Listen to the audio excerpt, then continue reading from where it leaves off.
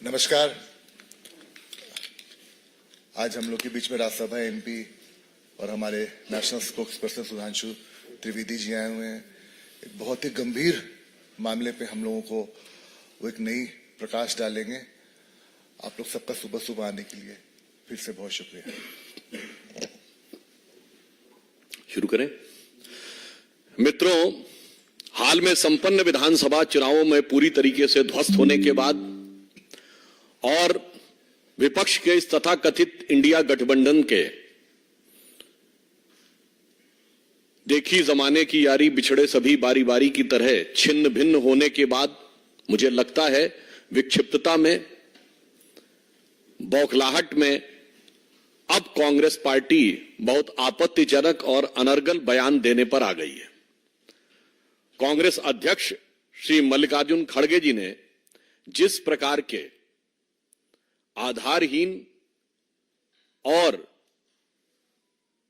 अशांति उत्पन्न करने की आशंका से अनर्गल बयान देने का प्रयास किया है, उसके ऊपर हम यह साफ करना चाहते हैं कि खड़गे जी, हां यह सच है कि भारतीय राजनीति में बहुत सारी चीजों का पटाक्षेप हो रहा है। राजवंशों की सत्ता 1947 में समाप्त हुई थी।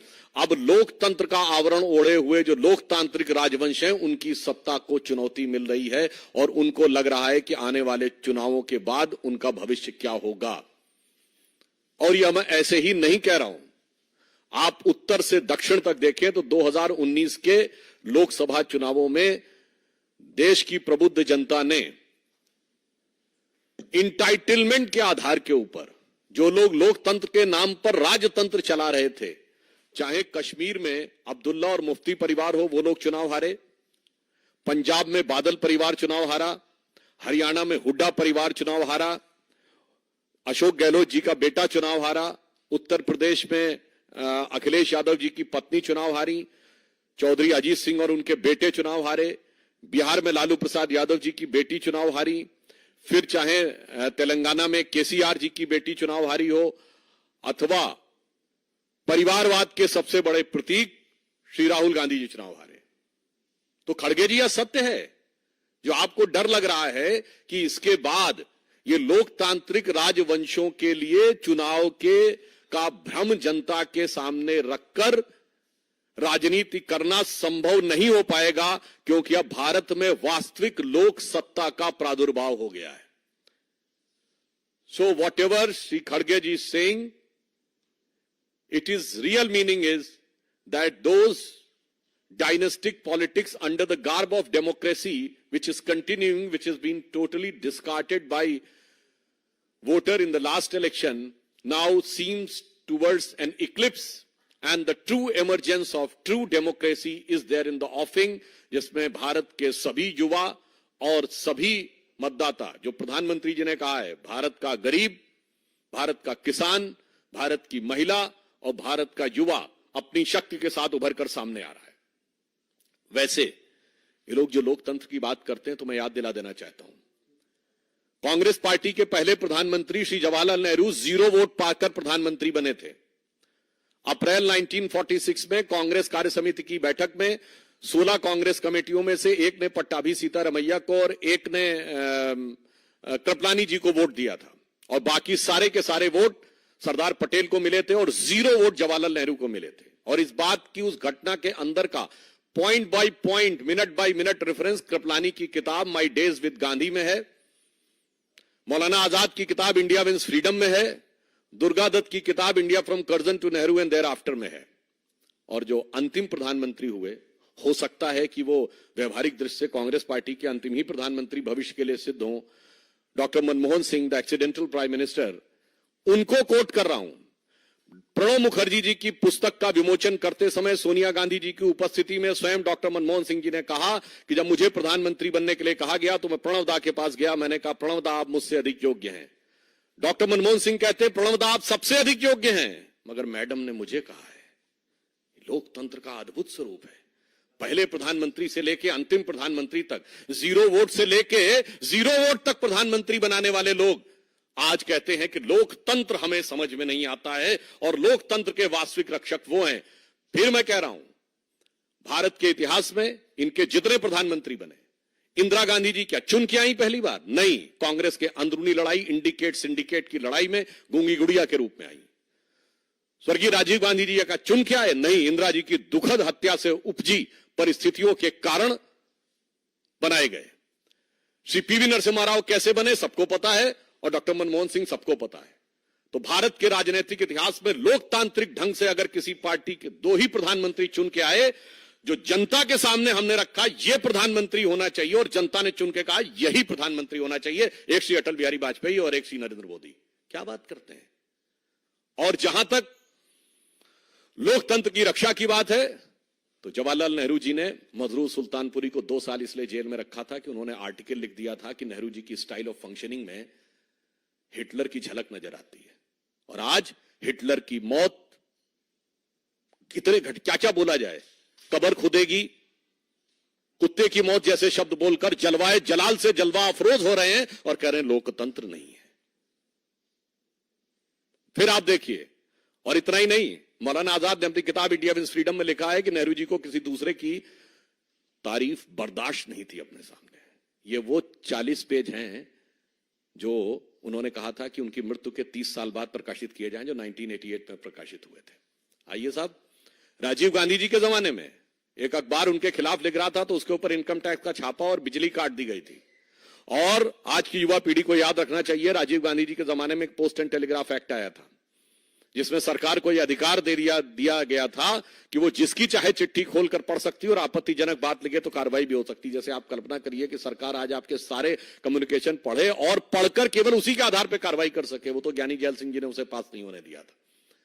पीवी नरसिम्हा राव, अभी मैं इंदिरा जी की बात नहीं कर रहा हूं, पीवी नरसिम्हा राव, भारत की एकमात्र सरकार जो पैसा लेकर अपने को विश्वास मत प्राप्त किया, यह कोर्ट में साबित हुआ। 1994 झारखंड मुक्ति मोर्चा रिश्वत कांड, झारखंड मुक्ति मोर्चा के 3 सांसदों ने पैसे लिए 1-1 करोड़ और बैंक अकाउंट्स में बरामद हो गए वो पैसे। वैसे आज भी बरामद हो रहे हैं, बहुत थोड़े से बरामद हुए हैं, अभी तो 36 लाख बरामद हुए हैं, 2 ठो BMW बरामद हुई हैं।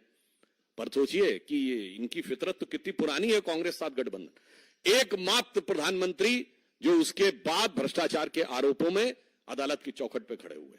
और उसके बाद जब सोनिया गांधी जी की छत्र छाया में मनमोहन सिंह जी की सरकार चली, तब तो हिंदू आतंकवाद जैसे शब्दों का प्रयोग करके बगैर चार्जशीट फ्रेम किए हुए लोगों को बरसों बरस जेल में रखा गया, उनके साथ अमानवीय व्यवहार किया गया, महिला कैदियों के साथ किस किस प्रकार की घटनाएं की गई वो सबको पता है। और इसके उपरांत जो लोकतंत्र की बात करते हैं, अब अगर इंदिरा जी की बात की जाए, जिस समय लोकतंत्र वास्तविकता में खत्म हुआ था, आज की पीढ़ी जो हमारी जनरेशन के भी लोग हैं उनको भी नहीं मेमोरी है, इसलिए भारत की 3/4 जनसंख्या को नहीं पता है।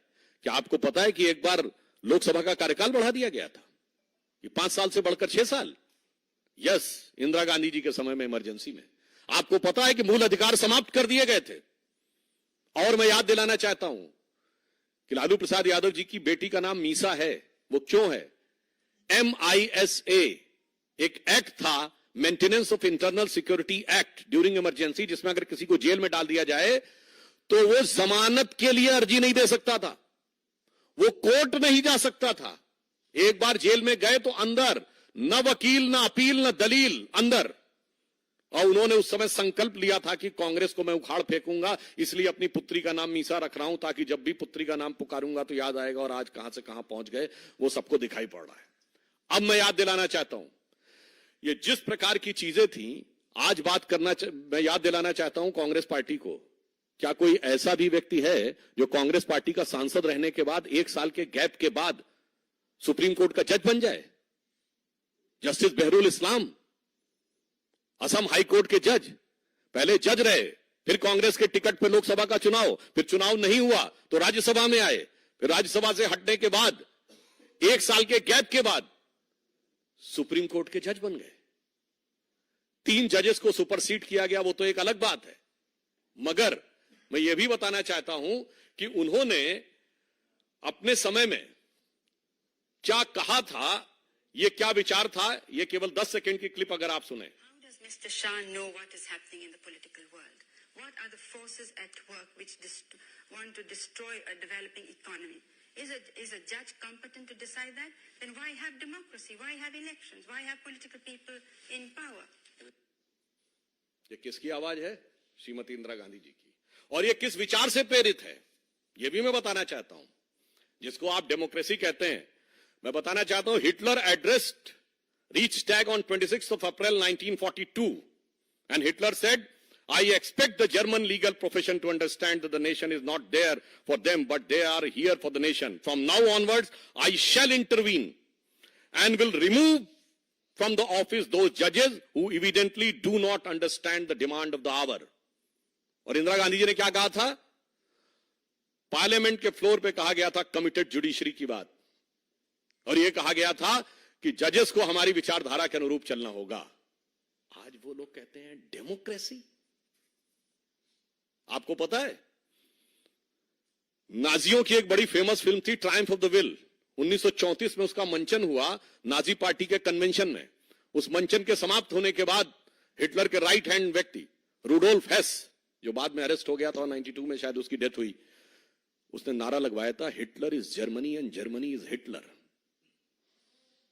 ठीक यही नारा छोटे मोटे नेता ने नहीं, कांग्रेस के तत्कालीन राष्ट्रीय अध्यक्ष देवकांत बरुआ ने लगाया, India is Indira and Indira is India. और आज तक कांग्रेस के किसी राष्ट्रीय अध्यक्ष ने उसके लिए माफी नहीं मांगी है, तो वो कांग्रेस का आज तक आधिकारिक बयान है। इसलिए जो लोग राजनीति में इस प्रकार की बात कहते हैं कि कौन डेमोक्रेसी की बात कर रहा है, तो मैं एक और चीज कोट करना चाहता हूं। मार्गरेट अल्वा जी कांग्रेस की सीनियर लीडर रही हैं। उन्होंने किताब लिखी है courage and commitment and autobiography, जिसमें उन्होंने कांग्रेस की शीर्ष नेतृत्व लीडरशिप का नाम लेते हुए कहा है कि द टॉप लीडरशिप के लिए they functions in an absolutely arbitrary manner and supports corrupt anti national activities and the nexus. तो आपके नेता के बारे में कह रहे हैं। और नटवर सिंह ने क्या लिखा है, one life is not enough. PV Narasimha Rao की किताब द इनसाइडर। अरे क्या क्या सुनेंगे भाई। तो मैं साफ बात कहना चाहता हूं, यह सच है, जो आर्बिट्रेरी अधिनायकवादी शक्तियां थीं, उनके हाथ से अब सत्ता को निर्णायक रूप से जाने का समय आ गया है। और यह साफ दिख रहा है। वहीं श्री नरेंद्र मोदी जी के नेतृत्व में भारत एक नए स्वरूप की तरफ आगे बढ़ रहा है, जहां पर कि 44 करोड़ लोगों को मुद्रा योजना के तहत लाभ मिला है। जनधन योजना के 50 करोड़ अकाउंट बने हैं। 4 करोड़ गरीब लोगों को आवास मिला है। सत्ता में सबको सम्मान, सबको स्थान मिला है। वैसे एक और बात बता दूं, भारत के इतिहास में एक ही प्रधानमंत्री हैं, श्रीमती इंदिरा गांधी जी। कोर्ट ने जिनको करप्ट प्रैक्टिसेस और माल प्रैक्टिसेस के लिए दोषी साबित कर दिया, उसके बाद उन्होंने कोर्ट के निर्णय को रौंद दिया। और एक ही बार नहीं रौंदा गया, 2 बार रौंदा गया। 1985 शाबानो केस, कि जब लगा सुप्रीम कोर्ट शरिया के खिलाफ जा रहा है, तो Supreme Court has been trounced by the brutal majority in the parliament in favour of sharia, and this was a secular state. वरना दुनिया में कोई एक सेक्युलर स्टेट का उदाहरण बताएं जहां शरिया सर्वोच्च न्यायालय से ऊपर हो। इसलिए मैं बताना चाहता हूं, और एक और बात बता दूं, इंदिरा जी के खिलाफ जो चुनाव लड़े थे राजनारायण जी, वो संयुक्त सोशलिस्ट पार्टी के थे, संसोपा जिसको कहते थे। वही तो पिछड़े वर्ग के आरक्षण की बात कहती थी, उसके तो खिलाफ खड़े थे। अब आज आप कहते हैं गणना करवाएंगे। जब हाथ में सारी सत्ता थी तब तो कुछ किए नहीं, तब तो सदैव विरोध में रहे, और आज आके कहते गणना करवाएंगे। इसलिए मैं अंत में कहना चाहूंगा कि खड़गे जी ने एक और जो गंभीर बात बोली है, वो मैं सारे करोड़ों देशवासियों से कहूंगा, इसको गंभीरता सोचिए। उन्होंने कहा कि हम गुलाम थे, और कहते हैं कि तुम लोग गुलाम के भी गुलाम थे। ये गुलामी की मानसिकता है। आप कह रहे हैं कि हम दुनिया के एक विचित्र देश बताए जाते हैं कि जो 1000 साल तक गुलाम रहा, फिर भी जो समाज में विकृतियां आई, समस्याएं आई, उसका कारण शासक वर्ग नहीं था, हम थे। ये कौन सी गुलामी की मानसिकता है भाई? आप खुद सोचिए ना। मतलब हम खुद मुख्तार गुलाम थे, मतलब गुलाम भी थे और डिसाइड हम कर रहे थे। जो हमें काट रहे थे, जो हजारों की खोपड़ियों का ढेर बना रहे थे, जो बंगाल फेमाइन में हमको मार रहे थे, वो जिम्मेदार नहीं थे। जो कट रहे थे, मर रहे थे, भूखों मर रहे थे, वो जिम्मेदार थे। 1000 साल में समाज में जो आया, कांग्रेस इस गुलामी की मानसिकता का प्रतिनिधित्व करती है। इसीलिए मैं कहना चाहूंगा कि अब वस्तुस्थिति यह है कि जो हम किसी जमाने में कहते थे ना, उगा सूर्य कैसा कहो मुक्ति का ये उजाला करोड़ों घरों तक न पहुंचा, मोदी जी के आने के बाद उस करोड़ों घरों तक पहुंचा है। अब कांग्रेस की इस गुलामी की मानसिकता के लिए जो अंग्रेजों ने दी थी, वो आज तक उनके दिमाग में है। तो कहना चाहता हूं ना, संयम व्यवस्था न एकात्मता है, भरी है अभी तक मनों में गुलामी। वही राग अंग्रेजियत का पुराना सुनाते बड़े लोग नामी गिरामी। बहकती मदिर जिंदगी की लयों में अभी मुक्ति गायन स्वरों तक न पहुंचा। उगा सूर्य कैसा कहो मुक्ति का ये उजाला करोड़ों घरों तक न पहुंचा। मतलब अभी भी बहकते कदम हैं, स्वतंत्रता का, मुक्ति का वास्तविक गायन उनके कान में नहीं पहुंच पाया है। इसलिए यह सच है कि गुलामी की मानसिकता से इस देश को मुक्त करने का निर्णय जो देश की जनता ने लिया था, I am quoting again on 18th of May 2014 the Sunday guardian of London, जिन्होंने हमें गुलाम बनाया, उनके अखबार को कोट कर रहा हूं। उन्होंने लिखा था कि 16th of May 2014, जिस दिन मोदी जी के नेतृत्व में स्पष्ट बहुमत की सरकार मिली, should be known as a day of second independence in India. And the शीर्षक था, it was second tryst with India's destiny. क्योंकि उन्होंने कहा कि लंबे समय तक स्वतंत्रता के बाद उस विचार का शासन रहा जो ब्रिटिश कॉलोनियल लीगेसी को रिप्रेजेंट करता था। पहली बार एक ऐसे हाथ में एब्सोल्यूट पावर आई है। अटल जी के समय में एब्सोल्यूट पावर नहीं थी, एब्सोल्यूट पावर आई है जिसका इंसेप्शन एंड इंस्पिरेशन यानी उत्पत्ति और प्रेरणा में ब्रिटिश कॉलोनियल लीगेसी से कोई लेना देना नहीं है, जो पूर्णता भारतीय है। इसलिए ये कांग्रेस और कांग्रेस गोत्र के जितने दल हैं, उन सब के लिए भविष्य निश्चित रूप से निर्णायक अवसान की तरफ बढ़ रहा है। और उसी कारण वो भयाक्रांत होकर इस प्रकार की अनर्गल बातें कर रहे हैं। और एक बात और कहना चाहूंगा कि अभी जो कुछ झारखंड में चल रहा है, आपने देखा कि थोड़ी मात्रा में धन प्राप्त हुआ है, क्योंकि उनके लिए तो 36 लाख बहुत थोड़ा सा है। अज्ञात स्थान से लोकतंत्र का संचालन हो रहा है। मतलब आप सोचिए कि नॉन ट्रेसेबल चीफ मिनिस्टर, कैसी डेमोक्रेसी की रक्षा हो रही है। और वो कह रहे हैं हम डेमोक्रेसी की रक्षा करेंगे। और ये वही है जो 1994 में कांग्रेस का साथ दिए थे। झारखंड मुक्त मोर्चा रिश्वत कांड, 350 करोड़ कांग्रेस के सांसद के यहां से बरामद हो चुका है। भाई, इतनी हकीकत सामने आने के बाद फिर यदि आप कहते हैं कि आप लोकतंत्र की रक्षा करने की बात कर रहे हैं, तो देश की प्रबुद्ध जनता समझती है। मगर इस तथाकथित इंडी गठबंधन की हालत देखिए। पहले उत्तर प्रदेश में मायावती जी ने कह दिया हम नहीं रहेंगे, पंजाब में केजरीवाल जी ने कहा हम नहीं रहेंगे, राहुल गांधी बंगाल के दरवाजे पहुंचे तो ममता जी ने कहा हम भी नहीं रहेंगे, वो बिहार के दरवाजे पहुंचे तो पता चला गठबंधन ही टूट गया और नीतीश जी एनडीए में आ गए। तो मैं on the lighter note Congress के लोगों से कहना चाहूंगा कि श्री राम जन्मभूमि की प्राण प्रतिष्ठा के मुहूर्त पर वो लोग बहुत सवाल उठाते थे। तो मैं उनसे कहूंगा, जरा राहुल गांधी की यात्रा किस मुहूर्त में शुरू की थी, जरा किसी योग्य ज्योतिषाचार्य से इस बात में विचार कर लें, क्योंकि जहां जहां चरण पड़े राहुल के तहता बंटाधार होता चला जा रहा है। तो मैं अंत में इस इंडी गठबंधन के लिए कहना चाहूंगा कि भाई, अब जितने भी चेहरे लगा लो, ये भ्रष्टाचार तुष्टीकरण छुपने वाला नहीं है। तुम चाहे जात बिरादरी की बात कर लो या लोकतंत्र खत्म होने का झूठा प्रपंच कर लो, तुम्हारे घर की हकीकत नहीं छुप सकती, क्योंकि अब जनता आपके चेहरे को देख रही है। तो ये पंक्ति के साथ समाप्त करता हूं जो इंडी गठबंधन पर लागू होती है कि अब जो चेहरे से ही जाहिर है छुपाएं कैसे, अब जो चेहरे से ही जाहिर है छुपाएं कैसे, तेरी मर्जी के मुताबिक नजर आए कैसे, घर सजाने का तसव्वुर हुआ बात की बात। मतलब चेयरमैन और कोऑर्डिनेटर छोड़ो, घर सजाने का तसव्वुर हुआ बात की बात। अब तो मुश्किल है कि इस घर की हकीकत को छुपाएं कैसे। 350 करोड़ से लेकर 36 लाख तक दिख रहा है। धन्यवाद।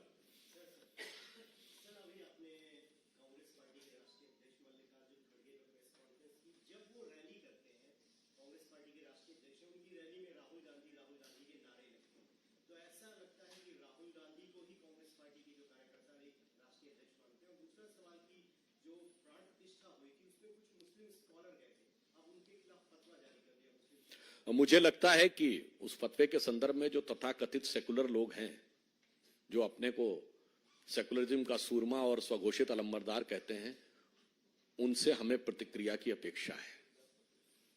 और खड़गे जी ने जो बात कही तो देखिए बिल्कुल बिल्कुल साफ है।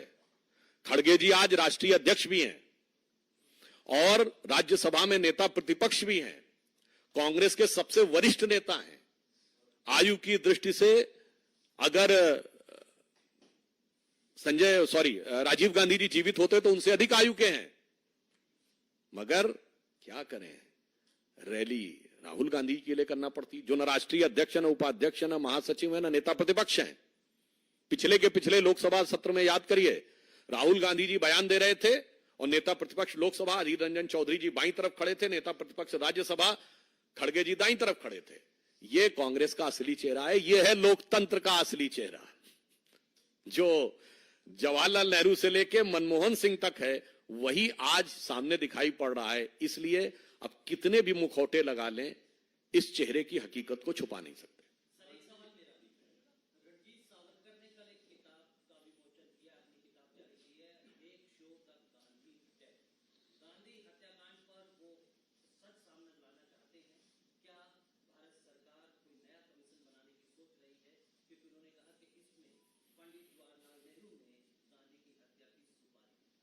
देखिए, महात्मा गांधी कोई एक सामान्य व्यक्ति नहीं थे। उनको इस देश में वो दर्जा प्राप्त था कि उन्हें राष्ट्रपिता तक की संज्ञा दी गई। तो एक विचार थे, वैचारिक अधिष्ठान थे। अगर देखा जाए तो गांधी की आत्मा क्या थी? उनका नित्य का भजन था रघुपति राघव राजा राम, राजनैतिक दर्शन था राम राज्य, और अंतिम शब्द था हे राम, जो आज तक उनकी समाधि पे लिखा है। और गांधी जी की आत्मा की वास्तविक हत्या उस दिन हुई जिस दिन गांधी नाम के स्वयंभू उत्तराधिकारियों ने कोर्ट में हलफनामा दे दिया कि राम काल्पनिक थे, अर्थात महात्मा गांधी की समाधि पे लिखे हुए राम को, यानी गांधी के दर्शन को, भजन को, शब्द को झूठा कह दिया। मुझे लगता है महान व्यक्तित्वों की आत्मा के साथ ऐसा दुर्धर्ष प्रयोग करने वालों को जनता उचित दंड देगी।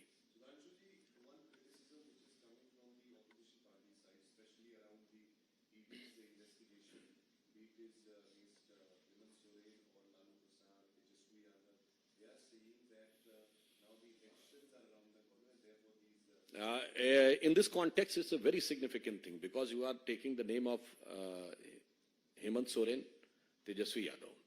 I quoted that Shibu Soren was Jharkhand Mukti Morcha was proven guilty in 1994. BJP की तो कभी कोई सरकार ही नहीं आई थी। मोदी जी, अमित शाह जी का तो नाम भी नहीं सुना होगा उस जमाने में। And Lalu Prasad Yadav ji went to jail in 1997. BJP की तो सरकार नहीं आई थी।